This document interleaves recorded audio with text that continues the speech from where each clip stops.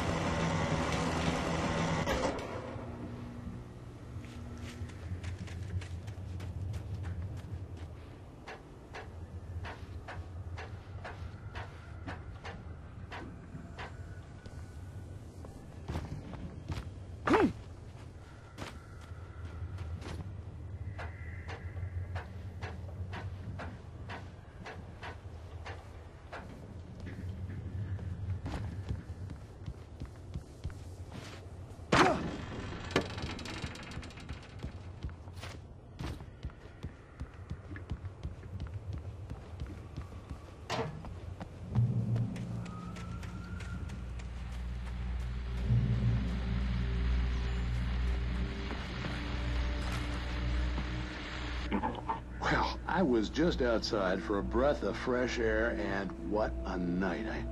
I know most of you are probably in your beds by now, but if you're still up and around, take a moment. Step outside for a spell and breathe in deep. The weather is absolutely still. The sky is crystal clear. It's like the forest is quietly breathing along with you.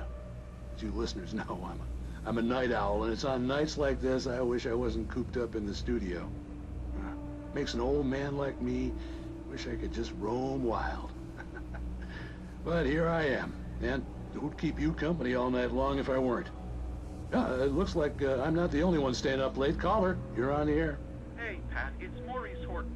Hello, Maurice. What are you up to? Well, I was just taking Toby on his walkies. Oh, isn't it beautiful out there? Sure, but Pat, the reason I called is that Toby heard something rustling in the undergrowth and took off after it, and I couldn't find him. Probably a rabbit. Sure. Toby loves rabbits. Well, sure. Anyway, I figured that, if anyone runs into Toby, they could grab him. My number's on his collar. And Toby's a friendly dog? Oh, Toby loves people. Usually he comes back, but we were pretty far from home, and it sounds like he went pretty wild there. Great dog, but he's just too dumb for his own good. Well, Maurice, it's out there now. Hope Toby comes home soon. Yeah, thanks, Pat. You have a good night now.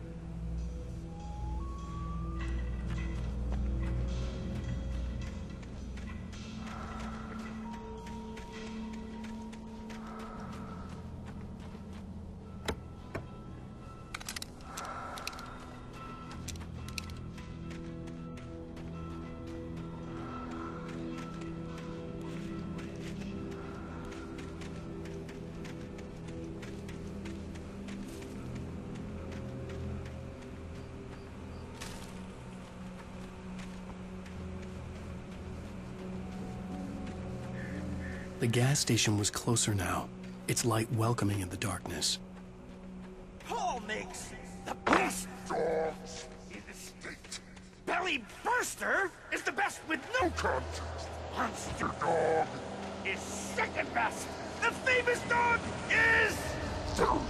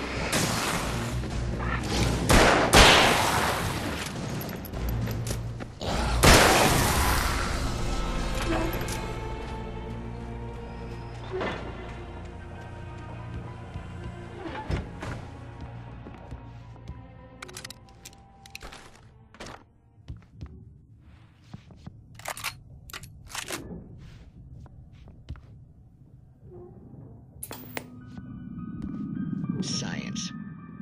It bestows immortality on those who advance it to elevate all of mankind. Newton, Einstein, Sagan, princes among men. But the price for such a legacy is steep indeed. In Night Springs. Tonight's episode, a quantum suicide. If our lives are already written, it would take a courageous man to change the script.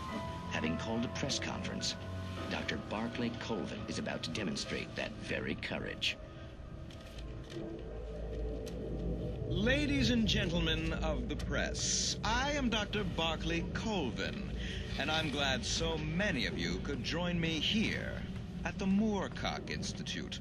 Tonight, I'm going to give a practical demonstration of the many worlds interpretation. As you can see, this is a loaded 9mm pistol. It shall be part of a thought experiment. And now, a real experiment, known as a quantum suicide. Did he say suicide? Is that a real gun? He's kidding, right? Please, stay calm. There is no risk.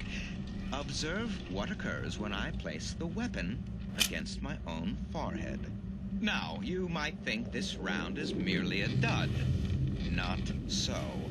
Observe the flower pot. And yet, I myself cannot be harmed with this gun. With each pull of the trigger, two new realities branch off. One in which the weapon didn't fire, and one where it did. With my machine here, I have ensured that this reality is always the former. I have bestowed upon myself quantum immortality. Under no circumstances can this gun kill me. So wait. What you're saying is that every time you pull the trigger, in another reality, you die? Yes, of course, but that's completely trivial. There's an infinite number of things that could happen at any moment, and they always do happen somewhere. The point is, this one thing did not happen here. You're insane, Colvin. Insane? Insane? Hey, was this thing supposed to be plugged in? I stumbled on it. You fools! Gaze upon quantum immortality.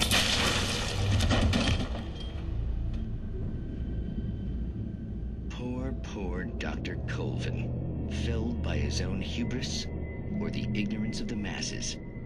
Perhaps he should have left the crate unopened, the decaying atom unobserved.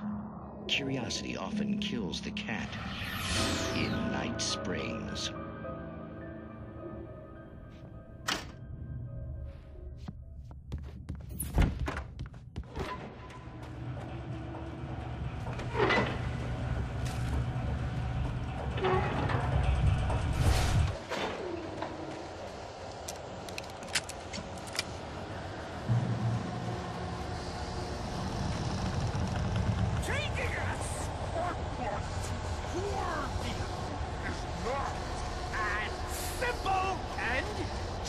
As you might think, it can be dangerous.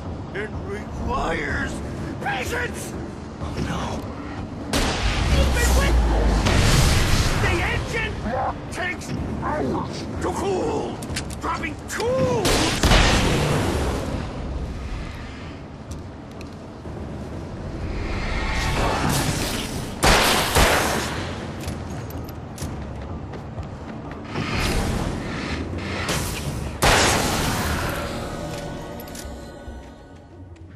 Stucky's body vanished, leaving behind only a lifetime of nightmares to come, assuming I'd reached the lights of the gas station alive.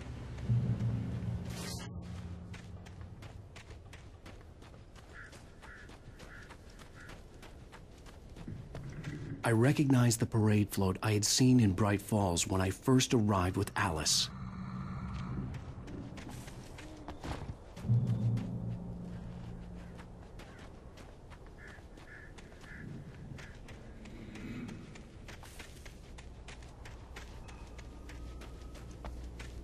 After the insanity I had just experienced in the darkness, the lights of the gas station felt comforting.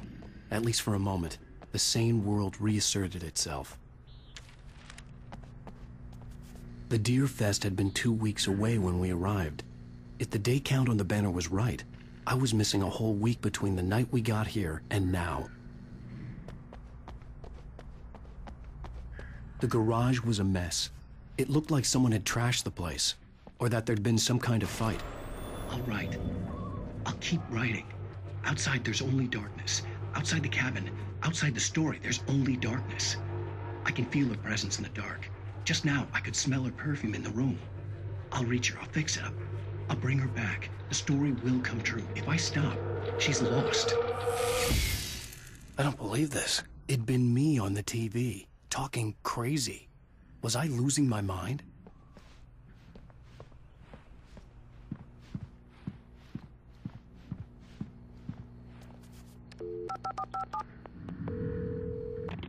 Bright Falls Sheriff Station.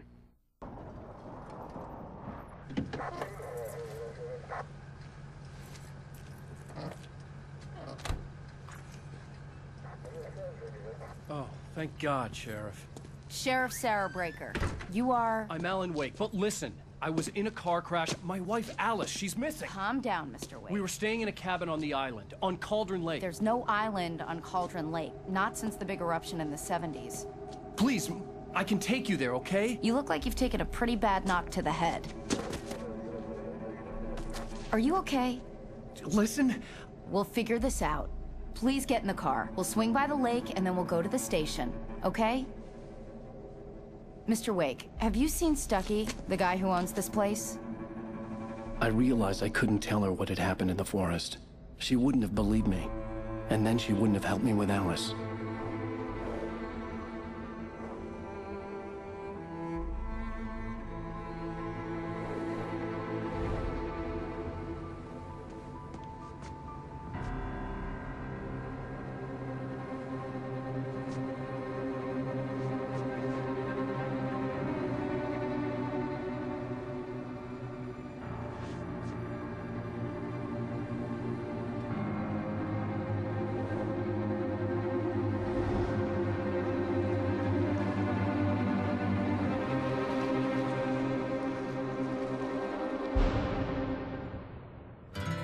A candy-colored clown they call the Sandman tiptoes to my room every night, and just to sprinkle stardust and to whisper, go to sleep.